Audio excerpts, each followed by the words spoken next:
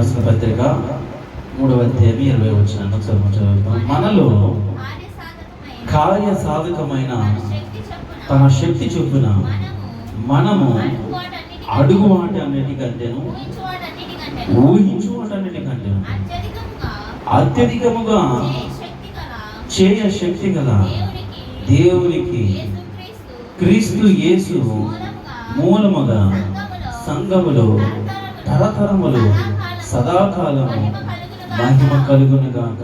ఆమేన్. దేవునికి స్తోత్రం కలుగును గాక. మరి దేవాది దేవుని వాక్యంలో ఈ దినము మనము ధ్యానం చేసుకుంటున్న మాటలు మనం చూస్తున్నాం.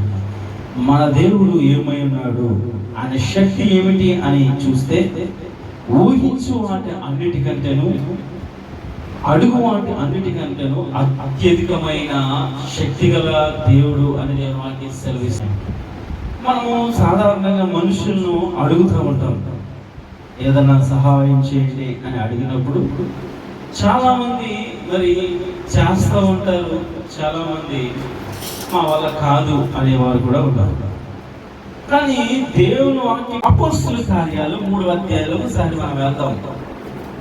ఈరోజు మనం ఆలోచన చేస్తున్న విషయం ఏమిటంటే, దేవుడు ఉన్న గొప్ప కార్యాలు, దేవుడు చేస్తున్న గొప్ప శక్తి ఏంటంటే అత్యధికముగా మేలు చేసే దేవుడే ఉన్నాడు అనే విషయాన్ని మనం ధ్యానం చేస్తూ ఉన్నాం. అపోస్తలుల కార్యాలు 3వ అధ్యాయంలోకి మనం వెళ్ళినట్లయితే అక్కడ జరుగుతున్న సందర్భాన్ని మనం చూస్తాం. ఒకసారి పగలు 3 గంటలకు ప్రార్థనా కాలమున పేతురును యోహానును దేవాలయమునకు ఎక్కి వెలుచుండగా పుట్టినది మొదలుకొని కుంటివాడైన ఒక మనుష్యుడు మోసుకొని పోబడుచున్నెను. వాడు దేవాలయంలోనికి వెళ్ళి వారిని భిక్షమడుగుటకు కొందరు ప్రతిదినము వానిని శృంగారమును దేవాలయపు ద్వారము వద్ద ఉంచుచూ వచ్చింది. దేవునికి స్తోత్రం. ఇక్కడ దేవుని వాక్యాన్ని మనం ధ్యానం చేస్తూ ఉంటే ఏం జరుగుతుంది అంటే, మనం మర్చిపోకూడదు, మనం ఉండవలసిన సందర్భం ఏంటంటే, మన దేవుడు అడిగి వాటి అన్నిటికంటేను ఊహించు వాటి అన్నిటికంటేను అత్యధికమైన మేలు చేసే దేవుడు. ఆ కార్యాన్ని ఇద్దరు ఇక్కడ చూస్తుంది. ఏమిటంటే, ఇక్కడ పగలు 3 గంటలకు ప్రార్థనా కాలం పేతురు యోహాను అనే ఇద్దరు దేవుని యొక్క సేవకులు, యేసుప్రభువు వారి యొక్క సేవకులు, మరి వారు ప్రతిదినము అనుదినము దేవుని మందిరంలో ప్రార్థన చేయడానికి అవుతా ఉండేవారు. అనుదినము దేవుని సన్నిధిలో ప్రార్థించడానికి వెళ్ళే ఆ అలవాటు కలిగిన వారే ఉన్నారు. మరి అక్కడ మరొక అలవాటు కలిగిన వ్యక్తి ఉన్నాడు. ఏ వ్యక్తి అంటే, పుట్టినది మొదలుకొని కుంటివాడిగా ఉంటూ దేవుని మందిరము ద్వారము దగ్గర అనగా ఆ మెట్టుల మీద కూర్చుని వెళ్ళేవారిని వచ్చేవారిని మరి భిక్షం అడుగుతూ తన జీవితాన్ని గడుపుకుంటే ఉండేవాడు. అక్కడ మనం చూస్తున్నాము, అక్కడ ఏమని చెప్పబడుతుందంటే, అతడు ప్రతిదినం అని ఆ దేవాలయం దగ్గర కూర్చోబెడతా ఉన్నారంటండి. అతడు ఒక్కడే రాలేడు, అనేక నడిపించుకుని మరి తీసుకొచ్చి ఆ మెట్ల దగ్గర కూర్చోబెడితే అతను కూర్చుని భిక్ష పడుకుంటా ఉండేవాడు. అయ్యా నాకు సహాయం చేయనని ప్రతి ఒక్కరిని అడుగుతూ ఉండేవాడు. ఇదే జరుగుతున్న పరిస్థితి. ఇక్కడ మనుషులు వస్తున్న వారు ఏం చేస్తూ ఉంటారంటే, వారు అడిగిన వాటికి ఎవరైనా ఇవ్వగలిగితే వారు తోచింది ఇచ్చేవారు, లేదని సైలెంట్గా వెళ్ళిపోయేవారు. ఇక్కడ అలాంటి దినము ప్రతిదినము అదే అతని రొటీన్, అతని యొక్క రొటీన్ గా జరిగేసిన దిన ప్రారంభం ముగింపు. కానీ అతను ఊహించున్నాడు తన జీవితంలో అద్భుత కార్యాన్ని, ఊహకందని కార్యాన్ని నా దేవుడు అతని జీవితంలో చేస్తాడని. అతను ఊహించున్నాడు, నా జీవితంలో ఇలాంటి అద్భుత కార్యం జరుగుతుంది అని అనుకుని ఉన్నాడు. మనం కూడా చాలా సందర్భాల్లో మన జీవితాల్లో మనం అనుభవిస్తున్న పరిస్థితులు బట్టి మనం కూడా అంతే, మనం ఊహించం ఇలాంటి అద్భుత కార్యం మన జీవితంలో దేవుడు చేస్తాడా అని అనుకోము. కానీ మన జీవితంలో అద్భుత కార్యాలు మనం పొందుకుంటూ ఉంటాం. అలాంటి పరిస్థితి ఇక్కడ ఒక వ్యక్తి కనిపిస్తూ ఉంది. ఏంటి అంటే, ప్రతిదినము కొంతమంది అతను తీసుకువచ్చి అక్కడ కూర్చోబెడితే అతను కూర్చుండి అడుక్కుండి మరలా ఆ నలుగురు వచ్చి అతను వెళ్ళిపోయే పరిస్థితి అతనిది. అతడు మరి ఎవరైనా సహాయం చేస్తారా అని ప్రతి ఒక్కరికి నోటి పిలిచి అడుక్కునే వ్యక్తిగా అతను తన జీవితాన్ని కొనసాగిస్తూ ఉన్నాడు. కానీ ఇక్కడ జరుగుతున్న ఒక సందర్భాన్ని మనం చూస్తూ ఉన్నాం. ప్రతి దినము జరుగుతున్నట్లుగానే ఈ దినము కూడా అతన్ని కొందరు తీసుకొచ్చారు, కూర్చోబెట్టారు. మరి ఏనాడు ప్రతి దినము అక్కడ ఏం జరుగుతుందంటే పేతురు యోహాను ప్రార్థనకి వెళ్తున్నారు, వస్తున్నారు. కానీ ఏనాడు జరిగిన కార్యం ఈనాడు ఆ వ్యక్తి జీవితంలో జరుగుతూ ఉంది. ఈ రోజు మనం చూసినట్లయితే ఏం జరుగుతుందయ్యా అంటే మరి 3వ వచనంలో మనం చూస్తా ఉన్నాము. పేతురును యోహాను దేవాలయంలో ప్రవేశింపబోనప్పుడు వాడు చూచి భిక్షమడుగుగా ఏం చేస్తున్నాడంట? భిక్షం అడుగుతున్నాడు. ఈరోజు మనము ఈ సందర్భంలో మనం కూడా ఉంటున్నాం. దేవుని సన్నిధిలో మనము కూడా అడుగుతూ ఉంటాం, అయ్యా నా జీవితంలో పరిస్థితి ఇది, నా స్థితి ఇది, నా జీవితంలో నాకు కావాల్సిన అవసరం ఇదని మనం అడిగేవారుగా ఉంటూ ఉన్నాం. ఇక్కడ ఇద్దరు కూడా మరి ఆ శిష్యులు ఇద్దరు వస్తూ ఉంటే వారి దగ్గర ఆశపడి 2 చేతులు చాచి, అయ్యా నాకు సహాయం చేయండి అయ్యా, అయ్యా నాకు ఏదన్నా మీరు కలిగి ఉన్నది ఇవ్వండి అయ్యా అని భిక్షం అడుగుతా ఉన్నాడు. అది జరుగుతున్న పరిస్థితి అతను ఊహించకపోవచ్చు. ఇన్నాళ్ళలాగే నా బ్రతుకు ఈ దినం కూడా ఉంటది అని అనుకుని ఉండొచ్చు. కానీ అతని జీవితం మారబోయే దినం అని ఈ రోజు అతను గ్రహించలేకపోయాడు. ఈరోజు ఏంటయ్యా మారబోయే దినము అంటే మనం మర్చిపోకూడదు. మూలవాక్యం ఏంటి అంటే మన దేవుడు అడుగు వాటి కంటేను ఊహించు వాటి కంటేను అత్యధికమైన మేలు చేసే దేవుడు అనే విషయాన్ని మర్చిపోకూడదు. ఇతని జీవితం వల్ల జరుగుతుంది. ఏం చేస్తున్నాడంటే, అయ్యా నా జీవితంలో నాకు మీరు భిక్షం ఇవ్వండి అయ్యా, ఆ మీరు ఇచ్చిన భిక్షాన్ని బట్టి నేను నా జీవితాన్ని నా కడుపు నింపుకుంటాను అనే ఉద్దేశంతో అడుగుతా ఉన్నాడు. అక్కడ వరకు బాగానే ఉంది. తర్వాత చదువుతాం. పేతురును యోహాను వారిని తేరు చూసి మా తట్టు చూడమని. ఇప్పుడు సాధారణంగా ఎవరైనా మనం చూసినట్లయితే భిక్ష వ్యక్తి ఉన్న వారిని అడిగినట్లే చూస్తూ ఉంటాము. వారు మనం భిక్షం అడిగినప్పుడు ఇచ్చేవారు ఏం చేస్తారంటే నెమ్మదిగా ఇచ్చి వెళ్ళిపోతారు. ఇవ్వని వారు చూసి చూడనట్టు వెళ్ళిపోతారు. కానీ పేతురు యోహాను ఏం చేస్తున్నారంటే ఇలా చూడమ్మా అని అడుగుతూ ఉన్నారు. ఇదిగో నీతోనే మాట్లాడుతున్నా, ఇలా చూడు అని అడుగుతూ ఉంటే ఆ మాట్లాడుతుంటే అతని ఆలోచన ఎలా ఉంటుందో ఒకసారి ఆలోచన చేయండి. ఇచ్చేవాడు ఎవరన్నా అంటే ఏదైనా రూపాయి పాప ఇచ్చేవాళ్ళు ఏమంటే అలా చేతిలో పెట్టి వెళ్ళిపోతారు. ఎవరి వారైతే చూసి చూడనట్టు వెళ్ళిపోతారు. ఇవి ఏంటి నన్ను ఇలా చూడమంటున్నారంటే అతని ఆలోచన ఎలా మారిందంటే ఏమవుతుందని ముందు అడిగాడు. ఏంటంటే ఎంతో కొంత భిక్షం వేస్తారు, అందరి వలె రూపాయో పాపయో వేస్తారని అడిగాడు. వీళ్ళు వేయడం మానేసి ఇలా మా వంక చూడు అనేటప్పటికి అతని ఎక్స్ప్రెషన్స్ పెరిగిపోయాయి, అతని ఆలోచనలు పెరిగిపోయాయి. ఏంటి ఆలోచనలు అంటే వీళ్ళేదో నాకు గట్టిగా పెద్దదే అవ్వబోతూ ఉన్నారు. వీళ్ళు నన్ను చూసి, నా దేహ స్థితి చూసి, నా పరిస్థితి చూసి, నేను అనుభవిస్తున్న ఈ కుంటితనాన్ని చూసి వీళ్ళు నాకేదో ఇవ్వబోతున్నారు, నాకేదో గొప్పది చేయబోతున్నారు అని ఆశతో తన ఆశ పెరిగిందంట. అక్కడ మనం చూసినట్లయితే వాడు వారి యొద్ద ఏమైనా దొరుకునని కనిపెట్టచ్చు వారి యొద్ద లక్ష్యం వస్తూ ఉన్నాడండి. వారి యొద్ద ఏదో దొరుకుతుంది, నాకు ఇప్పుడు రూపాయి పాప వేసి వాళ్ళు అయితే చేతిలో పెట్టి వెళ్ళిపోతారు. ఏది ఇవ్వని వాడైతే పట్టించమంటే వెళ్ళిపోతాడు. వీళ్ళు ఏదో ఇవ్వబోతున్నారు కనుక నన్ను మరీ చూడమని నాతో మాట్లాడుతున్నారు అంటే ఏదో ఇవ్వబోతున్నారని వాళ్ళ ఎందుకు దృష్టి పెట్టడం ఆలోచిస్తూ ఉన్నాడు. అప్పటి వరకు అతని ఆలోచన ఏంటంటే అందరితో పాటే అందరికి అయ్యా అయ్యా అని అడుగుతున్నట్లుగానే మేము అడిగాడు. వీళ్ళంత లక్ష్యం లేదు, వీళ్ళ ఎందుకు దృష్టి పెట్టలేదు. ఇస్తే ఇచ్చినట్టుగా తనకు సంతోషంగా తీసుకున్నాడు, ఇవ్వకపోతే అందరితో పాటు ఎవరైనా వెళ్ళిపోతారులే అనుకున్నాడు. కానీ వీళ్ళు ప్రత్యేకంగా వచ్చి ఇదిగో మా వంక చూడు అని పిలుస్తున్నారంటే వీళ్ళు ఏదో గొప్పదే ఇవ్వబోతున్నారని ఆలోచనలు జరిగిపోయాడు. అడిగాడు, తర్వాత ఊహించాడు. ఏమని ఊహించాడంటే మనం అనుకోవచ్చు, ఏమని ఊహించవచ్చు,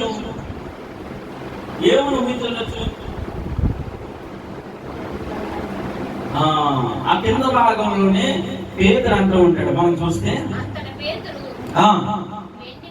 వెండి బంగారములు నా యొద్ద లేవని అంటే అతనికి ఎక్స్ప్రెషన్స్ ఏమయ్యావనంటే ఏదో బంగారం ఇస్తారు అంటే ఎంతగా పెరిగిందో ఆలోచించాడు. అడిగాడు, ఏమడిగాడంటే చిన్నది రూపాయో 2 రూపాయలు 10 రూపాయలు అడిగాడు. ఊహించాడు. ఏమని ఊహించాడంటే బంగారమో వెండో ఇస్తారు. ఈ రోజు నా పంట పండింది, నా అవసరాలు తీరిపోతాయి, నాకు నా జీవితం గురించి శ్రేష్టమైన దినం ఈ రోజు మారబోతుంది అనుకున్నాడు. లేదో బంగారం ఇస్తారు, లేదా వెండో ఇస్తారు, ఇంకా నా అవసరాలు, నా పరిస్థితులు చాలా వరకు చక్కదిద్దబడతాయి అని చాలా ఆశపడుతూ ఉన్నాడు, ఊహిస్తూ ఉన్నాడు. కానీ మన దేవుడు ఏమై ఉన్నాడంటే అడుగు వాటన్నిటికంటే, ఊహించు వాటన్నిటికంటే అత్యధికమైన మేలు చేసే దేవుడు కనుక అక్కడ మనం చూస్తూ ఉన్నాం. చేస్తున్న కార్యాన్ని మనం చూసినట్లయితే, నాకు కలిగినదే నీకు ఇచ్చుచున్నాను, నజరేయుడైన యేసు క్రీస్తు నామమున నడుమని చెప్పి వాని కుడి చెయ్య పట్టుకుని లేవనెత్తెను. వెంటనే వాని పాదములను చీలమండలు బలము నొందెను. వాడు దిక్కున లేచి నిలిచి నడిచెను అంటున్నాడు. దేవునికి స్తోత్రం కలుగును గాక. హల్లెలూయా. లేఖన భాగాలను మనం పరిశీలన చేసినట్లయితే వాడు అనుకుని ఉండొచ్చు రూపాయి వేస్తారు. ఆడు అడిగాడు, ఏమని అడిగాడు? రూపాయి వేస్తారు, 2 రూపాయలు వేస్తారు, అందరితో పాటు సమానంగా ఏదో రూపాయి వేస్తారు అనుకున్నాడు. వారు వచ్చి దగ్గర నిలబడి మమ్మల్ని చూడమనేటప్పటికీ వాడు ఆలోచన ఎలా మారిపోయింటే, అయితే ఏదో వెండో బంగారం ఇస్తారని ఊహించాడు. కానీ అత్యధికమైన మేలు దేవుడు చేస్తున్నాడు. అతడు ఇంకా అడుక్కునే పరిస్థితి లేక, ఇంతకాలము పుట్టిన మొదలుకొని, అతడు భూమి మీదకి వచ్చినది మొదలుకొని, అతడు భూమి మీదకి అడుగు పెట్టినది మొదలుకొని, తల్లి గర్భం నుంచి బయటకు వచ్చినది మొదలుకొని అతను ఏమై ఉన్నాడంటే కుంటివాడిగా ఉండిపోయాడు. ఈ దినము నుంచి ఆ కుంటితనం అతని జీవితంలో ఉండకుండా దేవుడు అద్భుత కార్యాన్ని అతడు ఊహించుకోవచ్చు. అతడు అడగలేదు, అయ్యా మీరు దేవుడు సేవకుల్లా ఉన్నారు, నా జీవితంలో ఇదిగో కుంటివాడిగా ఉండిపోయాను, పుట్టినది మొదలుకొని ఇప్పటి వరకు నేను కుంటివాడిగానే ఉండిపోయాను, నా జీవితంలో సంతోషం లేదు, నలుగురు తీసుకువచ్చి నన్ను తీసుకువెళ్తానే కానీ నా జీవితంలో శ్రేష్టమైన ఆశీర్వాదం లేదు, నేను ఇక్కడికి వచ్చి అడుగుని నేను వెళ్ళవలసిన పరిస్థితిలో ఉన్నాను, నా తల్లిదండ్రులు ఏమయ్యారో నాకు తెలియదు, నా పరిస్థితి ఏంటో నాకు అర్థం కావట్లేదు, నాకంటూ ఎవరు లేరయ్యా, నన్ను ఎవరో కూడా తీసుకొచ్చి కూర్చోబెడితే మీరు రూపాయి ఇస్తే నేను తీసుకువెళ్తాను, అలాంటి పరిస్థితి కాకుండా నాకు కాళ్ళు ఏమన్నాయా అని అడుగుండొచ్చు. కానీ తన జీవితము రూపాయో పాపయో అడిగే పరిస్థితి కనుక ఆ రూపాయి కొరకు ఆశపడ్డాడు, ఆ రూపాయి కొరకే ఎదురు చూశాడు.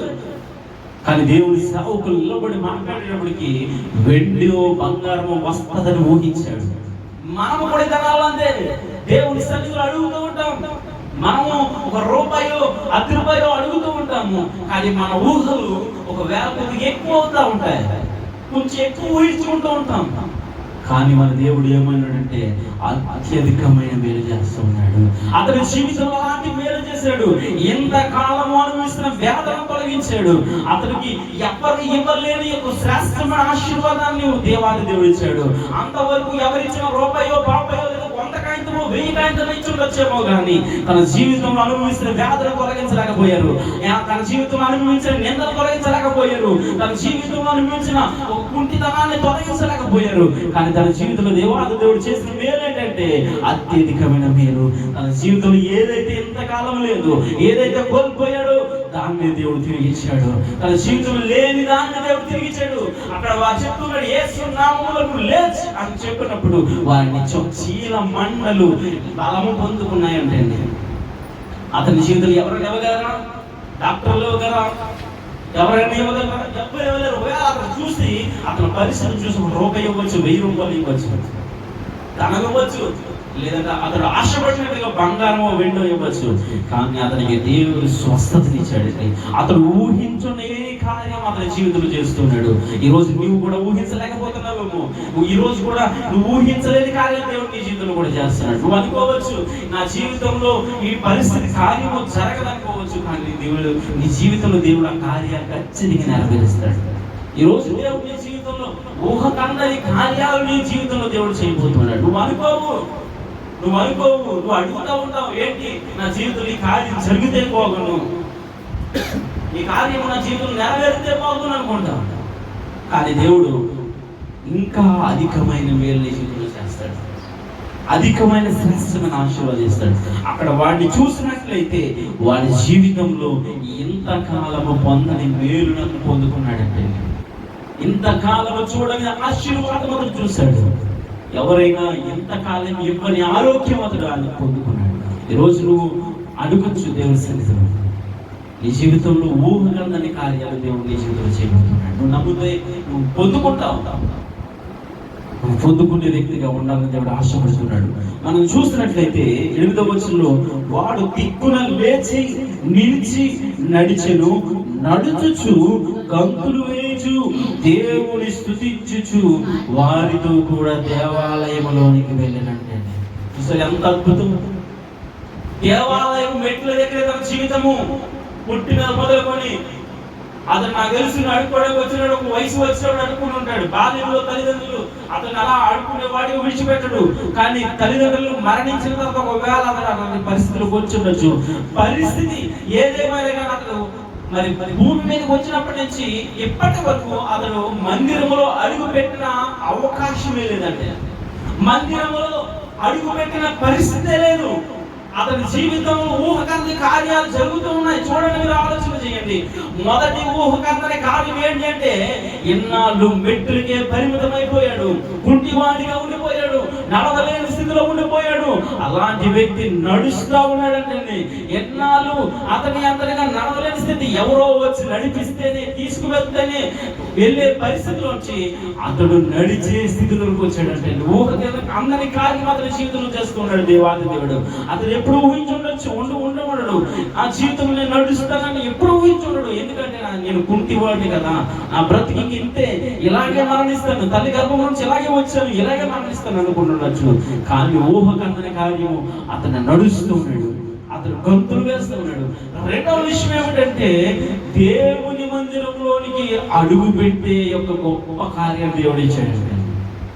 దేవుని మందిరములో మెట్టుల మీద ఎక్కడో ఏదో మెట్టు దగ్గర పరిమితమైపోయిన తన జీవితము ఆశీర్వాదంగా దేవుని మందిరంలోకి వెళ్ళి దేవుని స్తుతించాడు అని రాయబడుతుంది. అక్కడ మనం చూసినట్లయితే గంతులు వేయచ్చు, దేవుని స్తుతించుచు వారితో కూడా దేవాలయంలోకి వెళ్ళినట్ట. దేవుని స్తుతిస్తూ దేవుని మందిరంలోకి వెళ్ళేంత యోగ్యమైన అధికమైన ఆశీర్వాదంతో దేవుడు అతను నింపాడు. ఈరోజు మీ జీవితంలో కూడా మీ జీవితంలో ఏ కార్యాలు జరగక అడుగుతూ నిరసించిపోయాము. ఈరోజు ఆ వ్యక్తి జీవితంలో ఒకనాడు ఎలా అయితే వచ్చిందో, ఆ దినం ఎలా అయితే వచ్చిందో, ఈరోజు అదే దినం నీ జీవితంలో కూడా రాబోతుంది. అతని జీవితంలో ఇన్నాళ్ళు అనుభవించిన నిందలు, వ్యాధులను తొలగించబడినట్లుగా నీ జీవితంలో కూడా అలాంటి వ్యాధులన్నీ దేవుడు తొలగించనయ్యాడు. నువ్వు అనుభవించిన శ్రమలు, బాధలు, ఇబ్బందులన్నింటి దేవుడు విడుదలనివ్వబోతూ ఉన్నాడు. ఈరోజు నువ్వు గ్రహించవలసిన వ్యక్తిపై ఉన్నావు. దేవుడు ఊహకందని కార్యాలు నీ జీవితంలో చేయబోతూ ఉన్నాడు. మనం చూసినట్లయితే అబ్రహాము జీవితంలోకి వెళ్ళినట్లయితే అబ్రహాము జీవితం ఎలాంటిదయ్యా అంటే తండ్రి అనిపించుకునే అవకాశం లేదండి. వృద్ధాప్యంలోకి వచ్చేసాడు. యవ్వన ప్రాయం అయిపోయింది, వివాహ జీవితం అయిపోయింది.